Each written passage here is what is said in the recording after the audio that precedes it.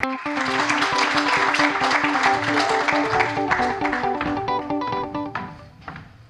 you.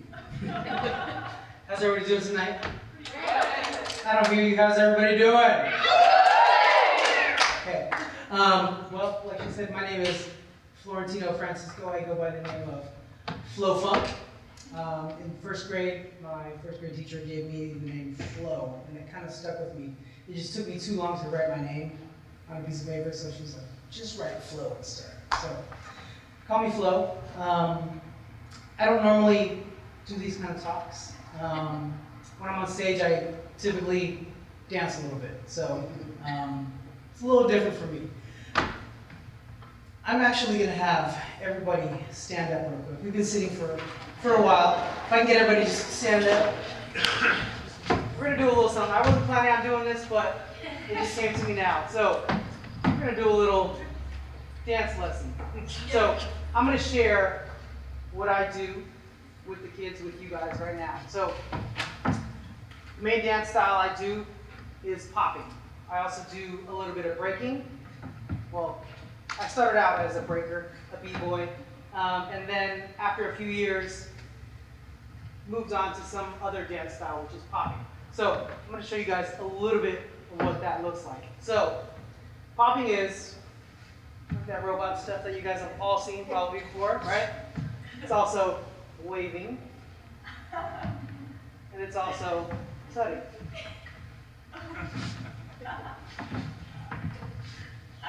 And we're going to try a little bit of that together. All right, so the first thing we're going to do is, quickly, is called the Fresnos.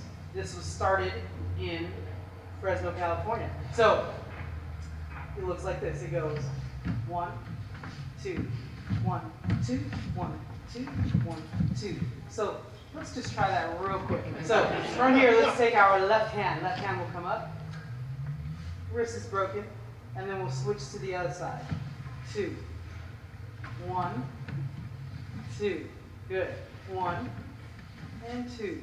All right, from here, we're going to move on to something a little different. So those are the Fresnos. So we're going to start with those. We're going to go 2 of those. 1, 2, 1, 2. And then from here, we're going to just put that arm out. Other arm up. Let's try that again real quick. So we're going to go 1, 2, 1, 2, 1, 2, together.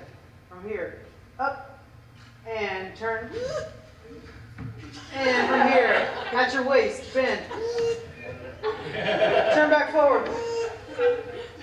And stand straight up. I don't hear it. I want to hear it. All right, ready? Let's try it. Ready? We're going to start with the Fresnos again. Go. 1, 2, 1, 2, 1, 2, 3. Up. Turn. Down.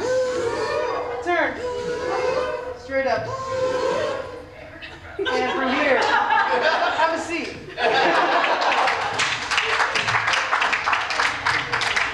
All right. So now that we got that out of the way. Extraordinary Futures and Massive Monkees. I'm going to tell you a little bit about how we kind of started up. So Massive Monkees and Extraordinary Futures. So this is about how a group of high school students with a common passion for breaking, b-boying, whatever you want to call it, had a goal to be the best that they could be, and while keeping family first. We also became a somewhat successful independent arts group that started out as a nonprofit project, then grew into a for-profit business that later set up a nonprofit arm of activity. Little history about Massive Monkees. We're a Seattle-based dance group. We have about 31 members now. Not all of them are active dancers. We have 16 active dancers right now.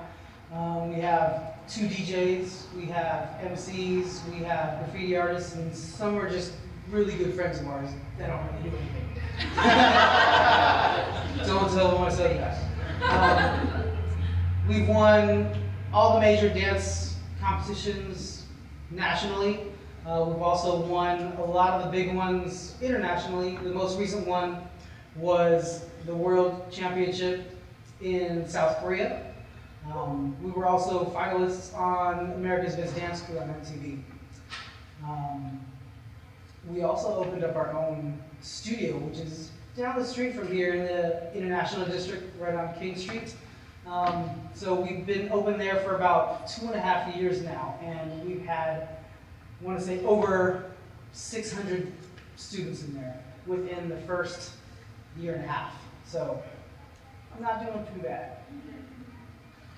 So in the beginning, so b-boying and breaking made a huge comeback in Seattle in the mid-90s.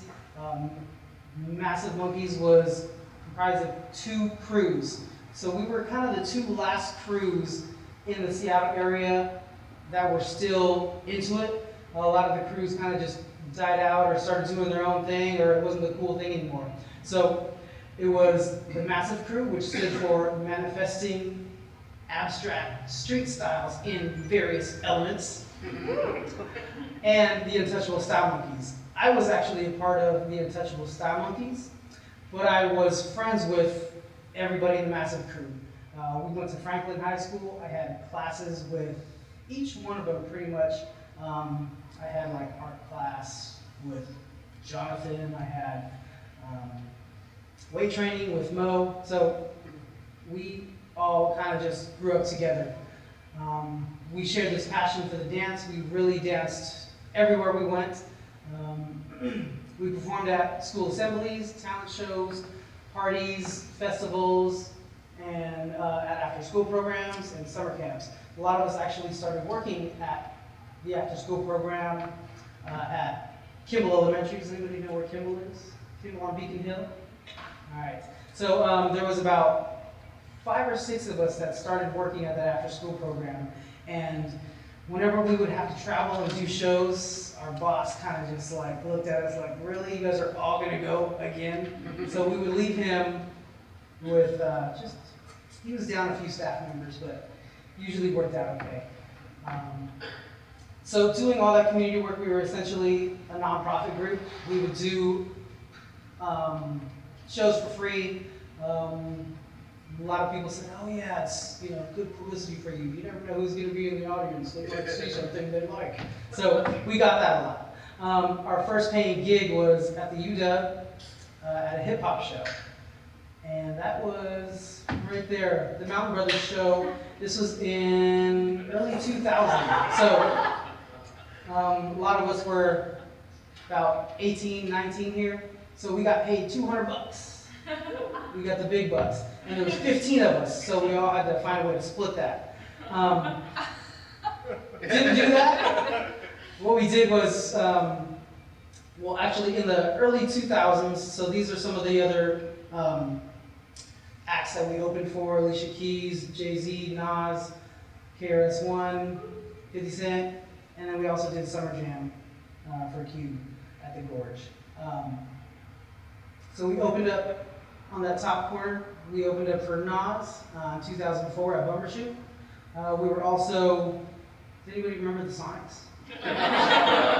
We were also the Sonics Boom Squad. So we performed at halftime shows and at the fourth quarter timeouts. So becoming a for-profit business, so we opened up a bank account to deposit that $200. And we figured, oh, what are we gonna do? Spend it on food or whatever? We set that money aside for ourselves for later on, because the next show we may want to buy, costumes or uniforms or some t-shirts. We put that, deposited it. Later we got a business license.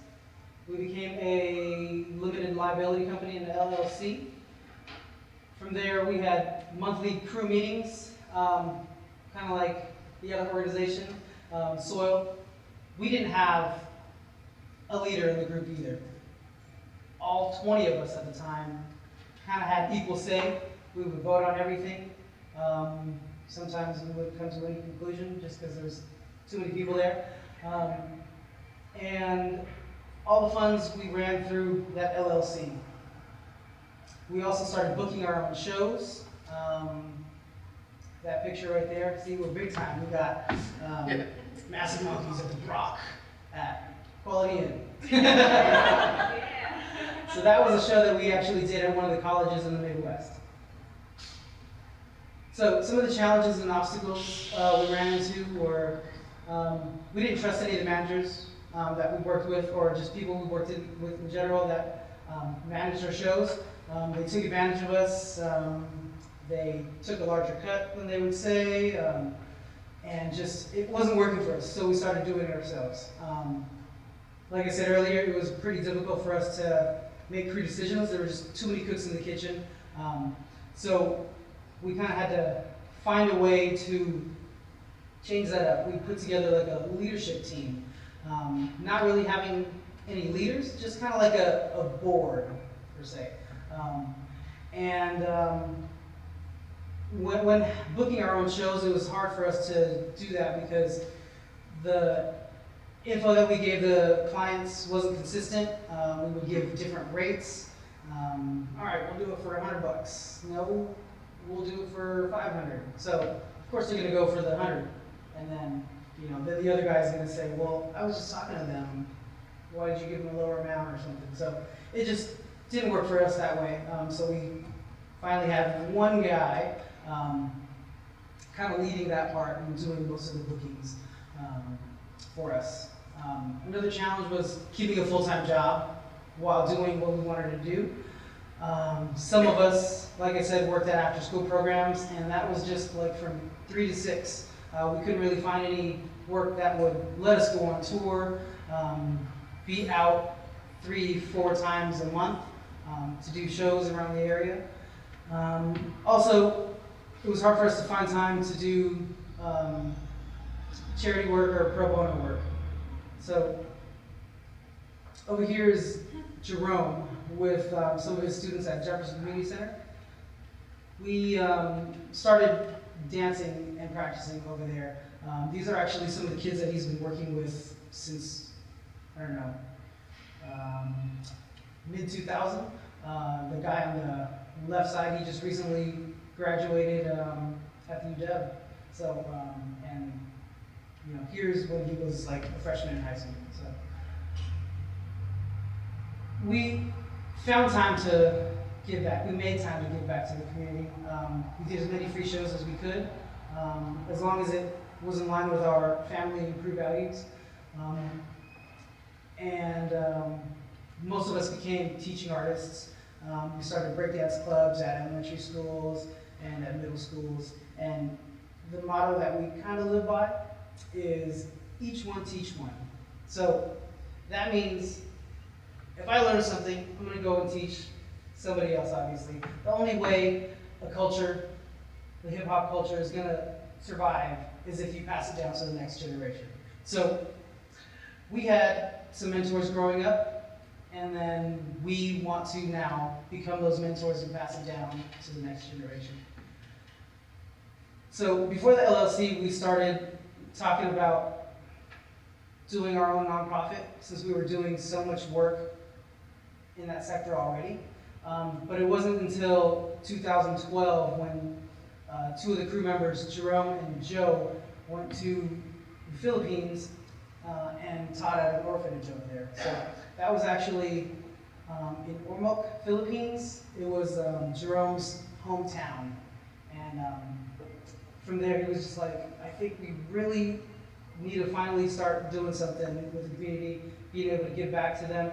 So they founded Extraordinary Futures. So our mission, Extraordinary Futures, is an innovative nonprofit organization that uses fun, unique, engaging, arts-based programs to empower urban youth to lead healthier lifestyles and to realize their full potential as leaders. So that's also one of the flyers for our program, our after-school program, free to all middle school and high school students. So we use hip-hop as a tool to engage with the youth. This is a picture of us at Seahurst Elementary School in Burien. We partnered with the DEA, and we started this dance program over there to promote healthier lifestyles and drug-free lifestyle as well. So something that we feel we have is the cool factor. So